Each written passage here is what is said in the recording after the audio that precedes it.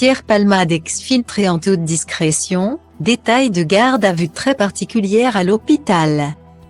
C'est un nouvel élément qui vient de s'ajouter à l'affaire Pierre Palmade. On en sait désormais plus sur sa garde à vue pour homicide et blessures involontaires d'une durée de 48 heures pour laquelle le corps médical a donné son feu vert.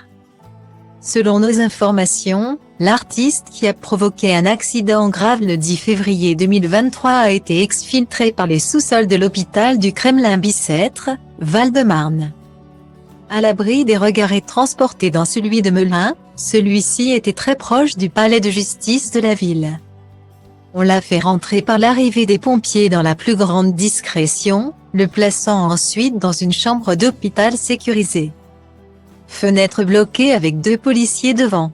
À l'issue de la garde à vue, les enquêteurs vont rendre compte au procureur des éléments en leur possession pour voir quelle sera la prochaine étape et s'il y aura l'ouverture d'une information judiciaire, expliquent les experts sur BFM TV. Le Parisien précise que le comédien et metteur en scène de 54 ans est désormais sous la menace d'une mise en examen, voire d'un placement en détention provisoire. Pour l'heure, seule son avocate maître Céline Lazet peut pénétrer dans sa chambre sécurisée. Le quotidien ajoute que les questions sur le réseau qui le fournit en cocaïne et autres stupéfiants ne viendront que dans un second temps, dans le cadre d'une enquête parallèle dirigée par la gendarmerie. Quant aux 2 autres passagers du véhicule de Pierre Palmade au moment des faits, ils ont été placés en garde à vue. Pour rappel, l'humoriste était à bord de sa voiture le vendredi 10 février, sur la D372 au niveau de Villiers-en-Bière dans le sud de la Seine-et-Marne, avant de percuter une Renault Mégane. Il fut alors immédiatement transporté à l'hôpital du Kremlin-Bicêtre, son pronostic vital étant engagé. Mais il va beaucoup mieux depuis.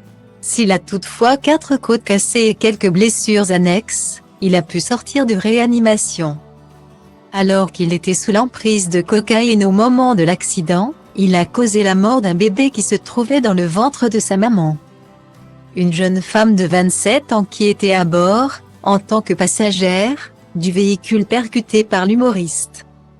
C'est une petite fille qu'elle était censée accueillir en mai prochain, avait révélé mardi son avocat maître Mourad Bati, lors d'une conférence de presse diffusée sur BFM TV.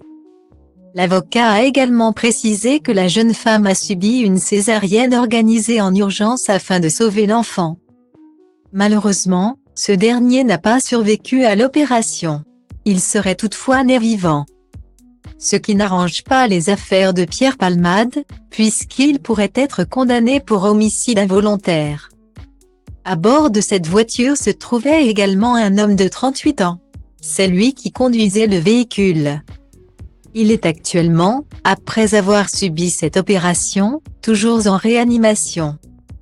Tout comme son fils de 6 ans, qui était assis à l'arrière.